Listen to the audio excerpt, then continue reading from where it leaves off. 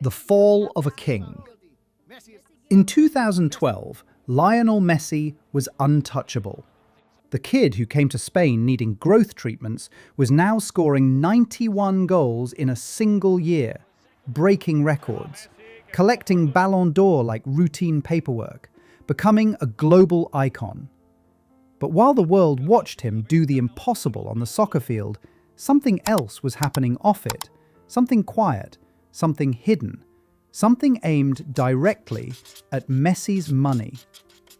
In 2013, Spanish tax officials accused Messi and his father of hiding millions of euros through a network of offshore companies. And 3 years later, the unthinkable became reality. Lionel Messi, the greatest soccer player alive, was sentenced to 21 months in prison. He never served a day behind bars, but the conviction was real. So how did the king of soccer, the quiet superstar, the face of a generation, end up standing before a judge in a criminal case? To understand it, you have to go behind the goals, behind the trophies, behind the legend. This is the true story of the Messi tax fraud scandal. Chapter 1. How Messi's money really worked. Before the scandal, you have to understand the business. Messi didn't get in trouble for his Barcelona salary. He didn't get in trouble for bonuses. He didn't get in trouble for anything that happened on the soccer field. The entire case came down to one thing: image rights. Image rights are the goldmine of modern soccer. Every brand that uses Messi's face, his name, his likeness, pays for those rights. Video games, commercials, boot deals, billboards, merch, all of it. And for Messi, those deals were massive, tens of millions, sometimes more. Now here's the key. Players don't get that money directly. Almost always, those payments go through companies. Companies in Spain, companies abroad, companies set up for legal and tax purposes. This is normal in soccer, standard practice for decades. But prosecutors said Messi's structure crossed a line. They pointed to shell companies in Uruguay, Belize, Switzerland, and the UK. Individually, none of these were illegal, but together, prosecutors believed they formed a system that hid more than €4 million in image rights income from Spanish taxes between 2007 and 2009. And in Spain, when the tax office sees numbers like that, they move fast. Messi didn't know it yet, but the biggest off-field battle of his life had already begun. Chapter 2.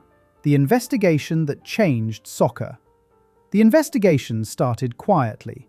No headlines, no warning. Just Spain, digging.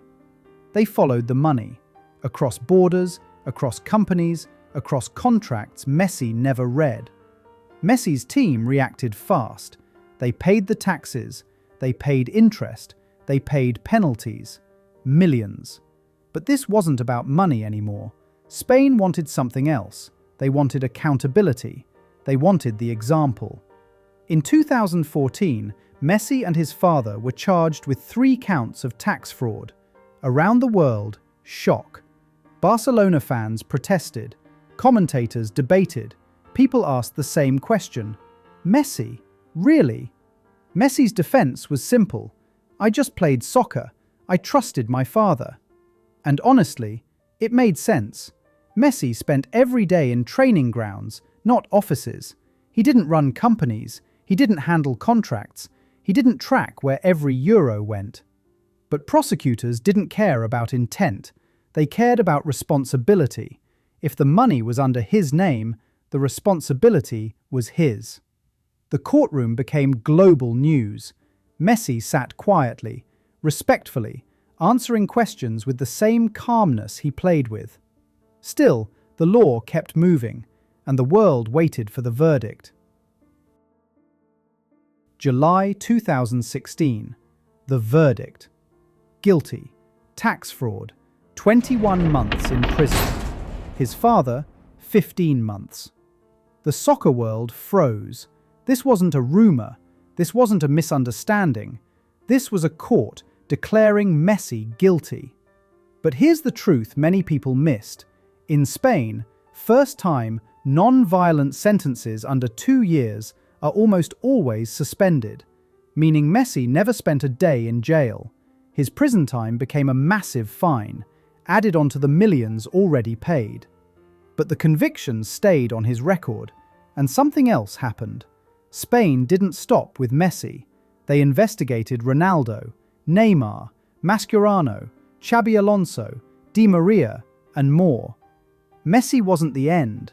He was the beginning.